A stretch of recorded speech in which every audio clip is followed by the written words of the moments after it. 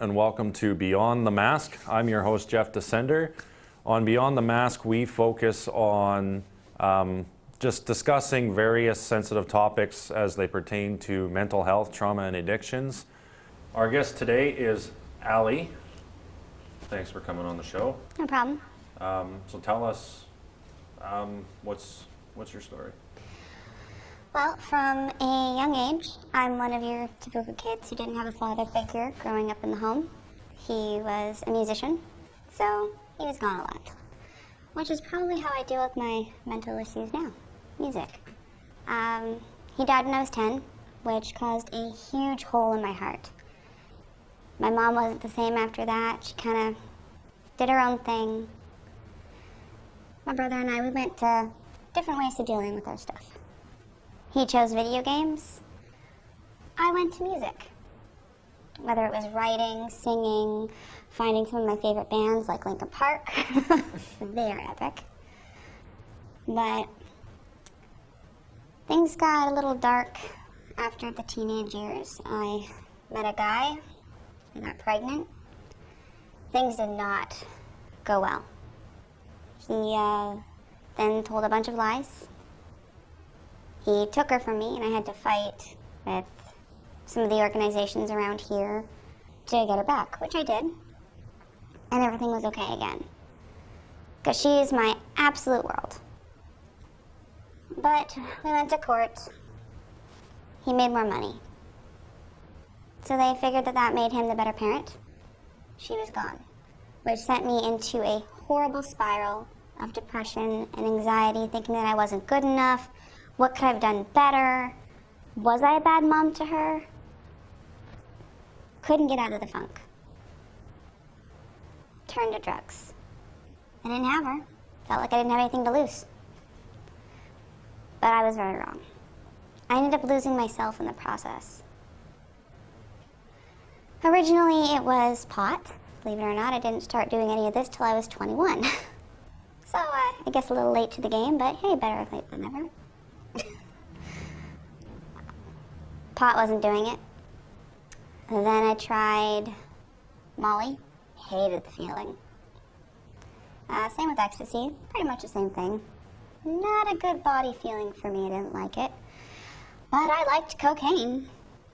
That was a fun drug. So that was pretty much my DOC, drug of choice. And I started going to parties with a bunch of friends. The only times I didn't do drugs were when I had my daughter, and I would be able to stay clean for like the 4 or 5 days she was with me, and the day before, because no hangovers, that would be awful. But as soon as she was gone again, I was back at it. It wasn't until about 6 years ago where I wanted to quit, because I just wasn't feeling me anymore. The music I wanted to listen to and write, it wasn't me anymore. It didn't feel important. It was like it was another person trying to write my life. And they were doing a horrible job. Absolutely horrible. So then I started going to the different programs here in town. And now I am 4 years sober. So what are your successes coming out of that? I put myself through college. I got a certificate. I won't mention that one though. But I did graduate. I have no debt. I am a way healthier person. I am finally at a healthy weight. One that I'm actually happy with, not struggling looking in the mirror anymore. So out of those successes, what are you most proud of? My kid. My kid is who I'm most proud of. Because in all honesty, I wouldn't have done it if it wasn't for her. She is the most inspirational and most wonderful person that I have ever met in this entire world. So an inspiration to be a better you. Definitely. Because when she looks at me, I want her to see someone that she's proud of. someone that she sees that would do anything for her, no matter how hard it was, no matter if it was expensive, no matter if it made me sad or hurt. If it helped her, it was worth it. And I want her to know that there is a person out there for her that will do all of that. So out of everything you went through, what do you think was the hardest to be able to achieve success and overcome? Confidence. When you literally tell yourself for years that it would be okay if you were just dead, that's why the drugs didn't matter. If you overdose, who's really going to care? And the worst thing is, it's not that you actually think others feel that way, it's that you feel that way about yourself. That was the hardest thing to get over. To know that I am worthy of something, to know that I am important, that I matter. That was the absolute hardest thing to overcome. So looking back, if you had a chance to speak to a 20-year-old version of you, what would you tell them? He's cheating. Take your kid and run. Go live with your mom. It's gonna be okay. If I had done that 6 months before I turned 21, when all of it started, I would have been fine. 100% believe that. And in your opinion, what's your views on how the stigma surrounding mental health, trauma, and addictions is handled? Well, unfortunately, it also depends on what race you are. If you're Aboriginal, they'll look at you horribly. And if you're white, they'll say, you're doing a good job getting forward. So the mental health programs that are in here today need to drop their stigmatisms. It is extremely hard for anybody to admit that they're struggling, let alone if they're worried they're going to be judged just because of the color of their skin. I have seen so many people fail because of that fear, and it is not okay. I went to go get help, and the only place that would help me was a women's shelter. That is taking a place from a person who is in a domestic violence situation, who, I'm not saying that I didn't need the help, but what if there's another person out there that actually needs just a little bit more attention? If we don't have places more like that, we're not going to survive. There's going to be more people like me, more people like you, who are going to be found dead on the street if our mental health system doesn't give itself a good kick in the butt. I agree, strongly agree. So do you have any advice or suggestions for someone else who may be in the middle of or staring down the barrel of facing what you went through? Well, if we're breaking it down to the kid thing, go ask every program for parenting classes. Go talk to the women's shelter about getting like a nutritional program. Don't give anybody any opportunity to say that you're not good enough, because you will have a paper trail and you can tell them where to go and how to get there. For mental health, first thing that I would recommend is getting a journal. And every day, try to think of one nice thing about yourself. Let's start off small, 1. Then the next day, 2, and work up to 10.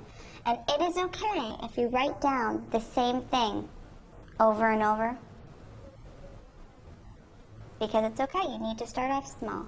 And eventually, those things you write down will start to fill you inside. And you will not hate yourself as much anymore. And when you write down your feelings, I recommend after it's filled, burn it. Write it out, let it go. Move on.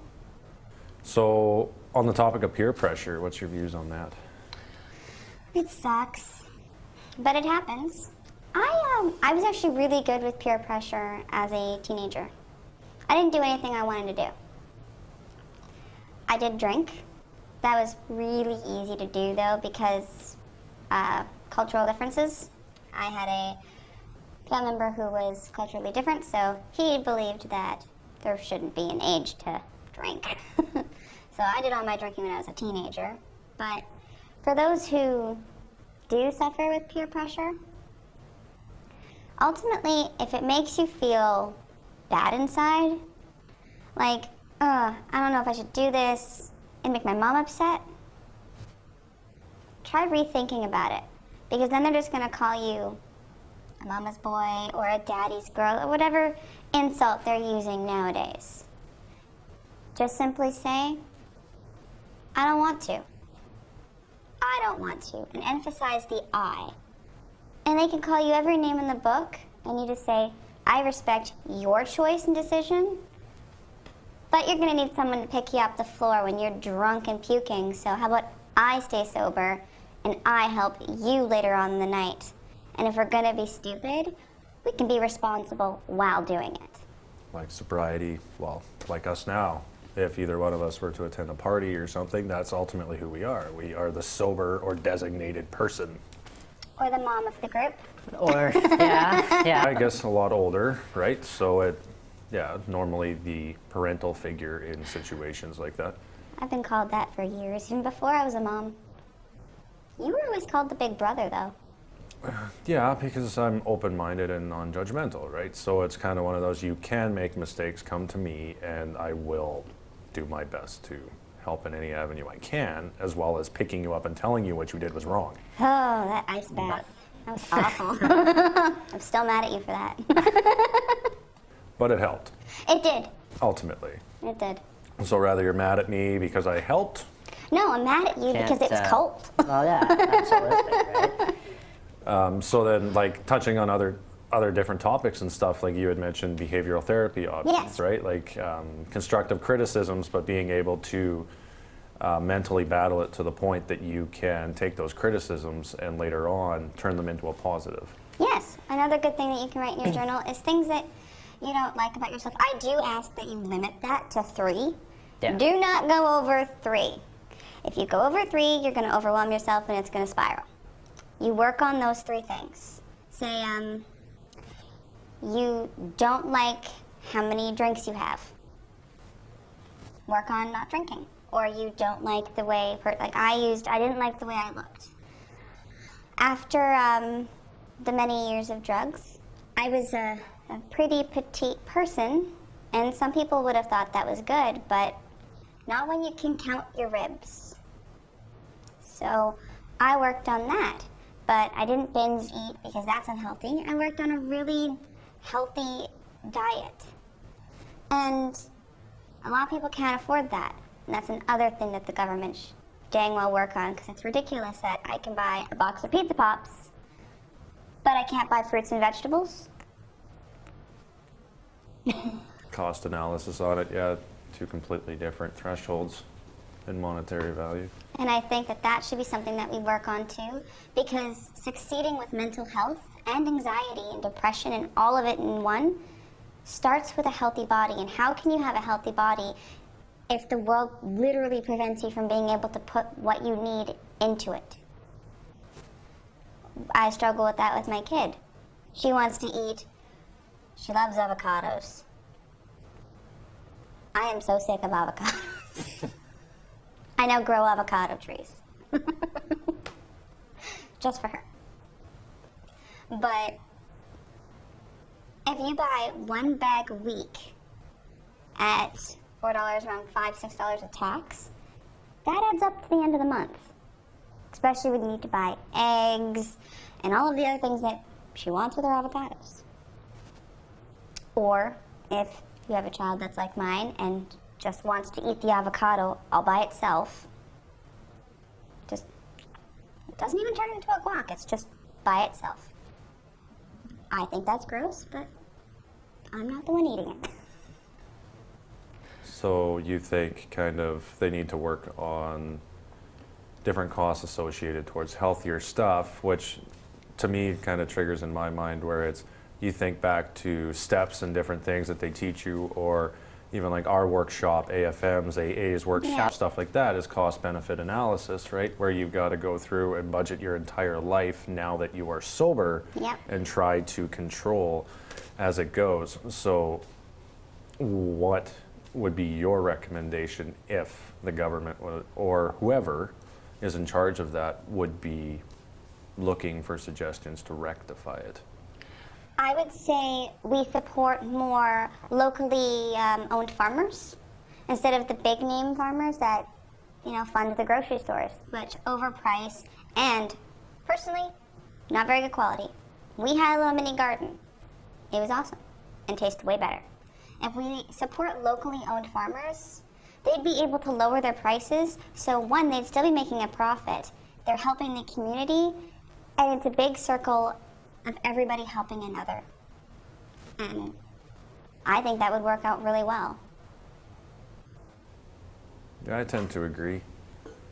Like understanding business in some senses, like you've got a certain amount you buy something for, you've got to add your markup to sell to this guy's got to do whatever he's got to do, rather it's, like milk pasteurizing and all your chemicals, your whatever, and then you have to pay to get it shipped to stores, and the store marks it up to make a profit. And I mean, throughout that, definitely think that would be beneficial if they could figure something out that way. Because I know even having a young child myself, it's very much one where you go to a store and you can buy one of the most sugar-filled items on the shelf for $2, but to buy healthy cereal or anything, you're looking at like 8 to 10, just for a tiny little box of this stuff. So with moving forward on something like that, do you think, in your opinion, that they'll ever rectify it? No, I don't. Because the government likes to keep everybody where they are, in my personal opinion. Why would they help us? They still make money off of us. They legalized marijuana, finally, just so they could tax it. But I actually don't smoke marijuana, but I do know people who do, and they say it's moldy, and it makes them sick. So yeah, you're providing a service that some people actually need for pain, anxiety, depression, which if used properly does help. But I don't know too much on that, so I won't touch too terribly much on that. But I do know that it helps. It's been proven. But yet they're giving a poor quality product that's making people sick. So no, I don't believe that they're going to rectify that, because if they don't, then they can still get it for a cheaper amount from a company overseas instead of working with our own government and keeping our government out of debt. Because if we supported the local farmers, the people who make the fertilizer, so that people can grow everything, if they lowered their prices because they could afford to, then everybody would lower their prices, and it would be a flow, and everybody could afford everything. But why would they do that? Because they want to keep marketing everything up to keep people where they are. Commercial greed. Commercial greed.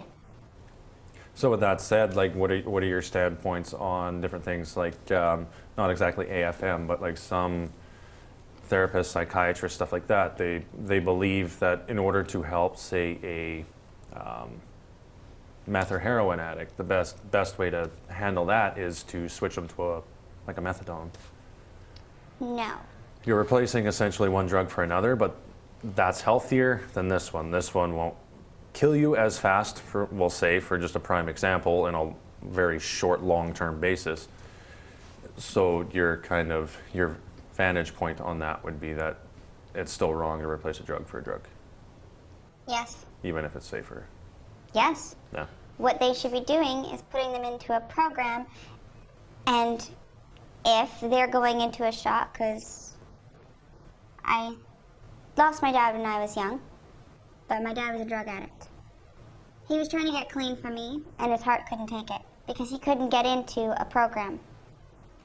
So on those programs, and this is just hearsay from what I understand, I've never been in one, so I don't know 100%. They give you microdoses so your body doesn't crash on itself. Yeah. That I agree with, because they're not giving you enough to get you high. They're giving you enough so you don't die. Yeah, till the body can recover from what the drug has done. That's what the doctors should be doing. Yeah. That's what they should be doing to help these patients, because that's what they are. They're patients.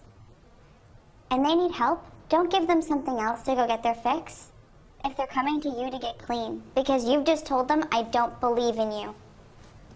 To an extent, like, I mean, methadone clinics, places like that, in my opinion, I don't think would replace it entirely. I think they would microdose, honestly. Now, I mean, just like any business, there's bad apples everywhere. But in the end, the microdose would be the more efficient way to go, I honestly think. I personally agree with trying to narrow like HIV and AIDS and stuff like that when they try to help safely by providing, injection devices and stuff like that, because they're coming from a medical community, therefore, they're sterilized, they're safe, they're lowering that. So if it's something that you're having issues getting over, I'd much rather see you live for several more years with a substitute and protected than crash and burn when it gets pulled out right from underneath you. Hence if they're coming to you to get clean. If they're saying, hey, I'm not wanting to get clean, I just don't want to die, then what the doctor did was correct. But in the situation I mentioned, I mean, if they say, I want to get clean, and then they do that, then I personally feel they say, we don't believe in you. I've heard similar stories from similar people in certain circles. So I see how they've struggled, and I've had some of them cry on my shoulders, feeling like they weren't ever going to get better, because they don't believe that the system that's there to help them is going to help them. So do you think things like support groups and stuff like that, whether it's AFM, AA, or individuals that have gone through these battles, that they're mental health advocates in their own way, do you think they are a very strong support system for someone dealing with the darkness of these topics? I wouldn't be sitting here without one. So yes. They are extremely helpful, and sometimes going to groups isn't for everyone. They feel overwhelmed, insecure. Personally, I don't like going to the groups. But I went for a while, learned the steps, made friends, and they are the ones that I would go and talk to. I would go have what I called mini meetings. They are the ones that have been my stepping blocks to sobriety. They're the ones that helped me get to where I am today with the motivation of, like I said previous, my daughter. It's like a little kid getting her hand held walking down the road. Yeah, but it allows you to achieve success. But how else are you supposed to walk the path without somebody there to catch you if you fall? Exactly. Same as in life, right? For your first 18 years, that's supposed to be your parents, or parental figures, for that matter. They're supposed to be the ones to help guide you and set you up for further. But with that being said, do you have any closing remarks at all? If you're feeling overwhelmed and you don't have a punching bag, you don't have anywhere to go, and you feel like you have no one, the only person you really truly need, whether you are on a binge, whatever your binge is, you are capable of picking yourself up. You are stronger than you know. And I'm going to give an example. Scientists put 3 rats in cups of water, and they let them swim till they failed. They pulled them out, gave them a rest, and put them back in. Now, some would think they would have drowned. They tread water for 60 minutes because they knew that they weren't going to die, because they knew that they could do that. Now, if a rat can, I sure as heck can, and so as heck somebody else. Don't underestimate yourself. You are stronger than you will ever know. Well, thank you very much, Allie, for being on the show. And to everyone watching, stay safe, and we'll see you next time.